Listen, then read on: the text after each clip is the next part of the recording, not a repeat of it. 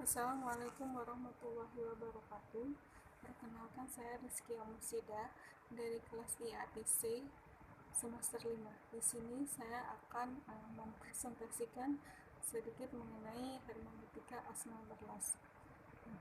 Asma Barlas lahir di Lahore, Pakistan, tempat ia menjadi perempuan pertama di negara tersebut yang bekerja untuk pelayanan luar negeri atau Departemen Luar Negeri Pakistan. Asma Barlas mempunyai seorang anak bernama Demir Mikail dari suaminya Ulysses Ali. Ayahnya bernama Iqbal Barlas dan ibunya bernama Anwar Barlas yang kini bermukim di Vancouver, Kanada. Asma memiliki 2 saudara perempuan dan 1 saudara laki-laki. Kedua orang tuanya mendidik 3 anak perempuan serta 1 anak laki-lakinya secara setara dan membukakan mata mereka akan ilmu pengetahuan yang tidak terbatas. Berkat didikan orang tuanya, Asma Barlas pun menjadi pemikir aktivis yang sangat kritis. Lalu, riwayat pendidikan Asma Barlas dimulai dari Universitas Pakistan, di mana ia mendapatkan gelar BA dalam bidang strata Inggris dan filsafat serta MA dalam bidang jurnalisme. Kemudian beliau melanjutkan studinya di Amerika dan mendapatkan gelar MA dan PhD dalam bidang kajian internasional di Universitas Colorado. Secara intelektual, Asma Barlas memiliki karir yang cukup bagus.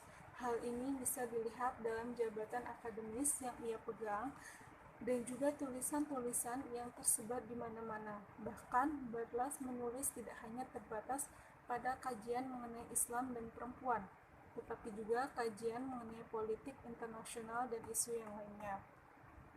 Di negara kelahirannya, ia bekerja dalam bidang pelayanan luar negeri pada masa pemerintahan Ziaul Haq. Kemudian, Barlas diberhentikan dari tugasnya karena kritikan keras terhadap kekuasaan rezim militer di Pakistan yang dipimpin oleh Jenderal Ziaul Haq ini.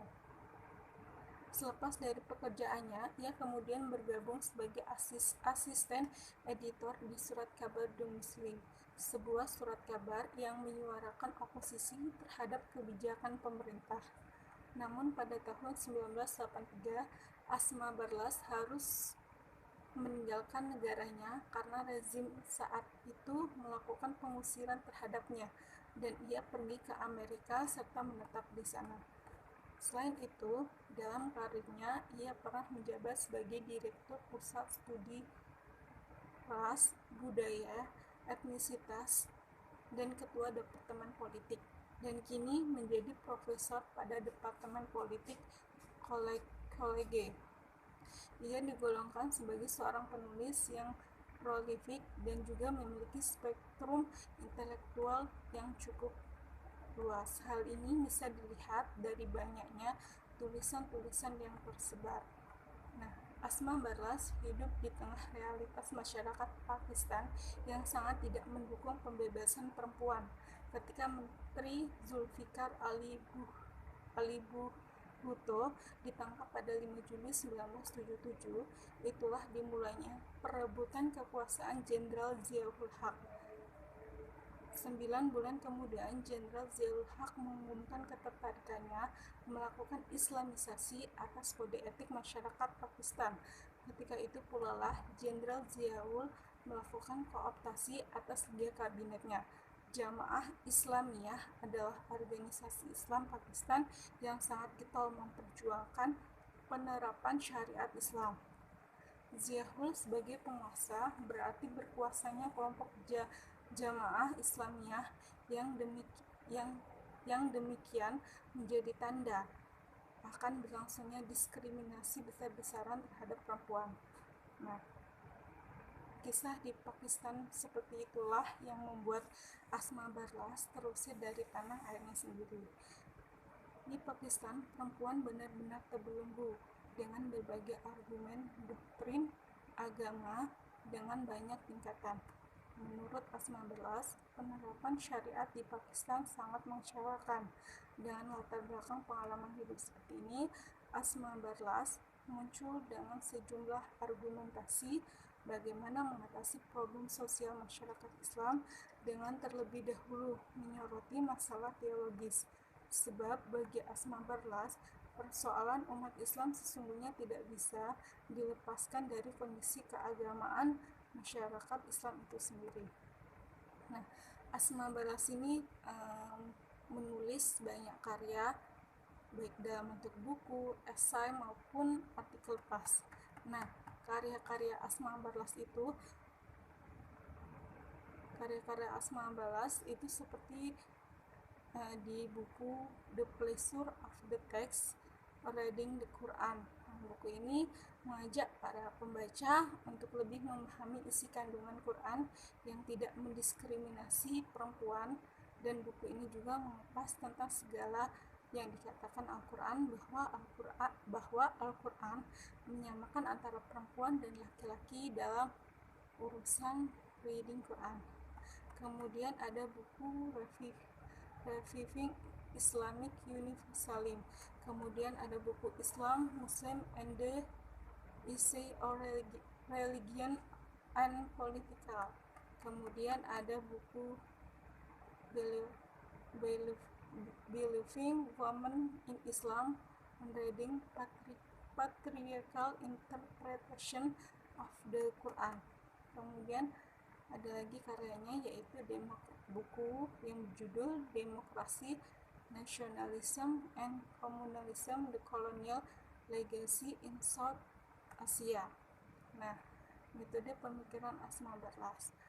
Metode dan prinsip-prinsip yang digunakan Asma Berlas dalam membaca kembali Al-Quran dan aplikasinya terhadap ayat-ayat gender, yaitu dalam rangka membangun sebuah prinsip egalitarianisme dan antipatriarkalisme di dalam Al-Quran yang erat kaitannya dengan pembebasan perempuan.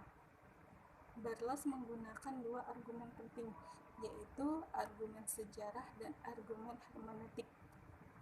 Apa itu argumen sejarah? Argumen sejarah maksudnya adalah penggunaan karakter politik, tekstual, dan seksual yang berkembang di kalangan masyarakat Islam, terutama proses yang telah menghasilkan tafsir-tafsir di dalam Islam yang memiliki kecenderungan patriarkis.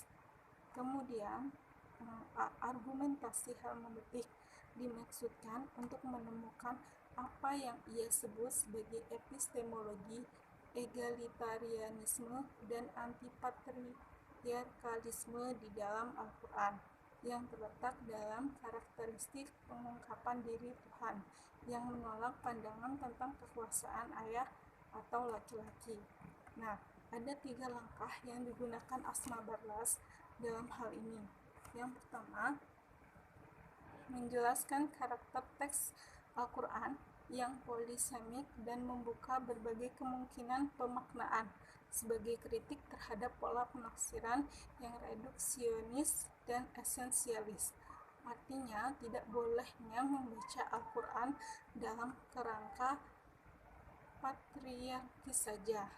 2. Asma Berlas ingin menolak relativisme penafsiran, sebuah pandangan yang menyatakan bahwa semua model bacaan pada dasarnya benar. Yang ketiga, meletakkan kunci-kunci hermeneutik untuk membaca Al-Quran dalam karakter divine ontologi, yaitu yang berciri ontologi ketuhanan. Prinsip-prinsip teologis yang digunakan oleh Asma Berlas adalah terletak pada pengungkapan diri Tuhan, yaitu keesaan, keadilan, dan keunikan Tuhan. Sedangkan metodologi yang digunakan oleh Asma Berlas merujuk pada pemikiran sebelumnya, yaitu Fazlur Rahman, yaitu hermeneutika yang biasa disebut dengan gerakan ganda atau double movement. Dari situasi sekarang ke masa Al-Quran diturunkan dan kembali lagi ke masa kini. Ketika Berlas mencoba untuk mengungkapkan makna teks yang polisemik serta ingin meluruskan pemahaman umat Islam tentang Al-Quran yang bersifat antipatriarki dilihat dari perspektif epistemologis. Corak berpikir Barlas yang lebih memilih dan merujuk teks kitab suci dapat dikategorikan sebagai corak epistemolog.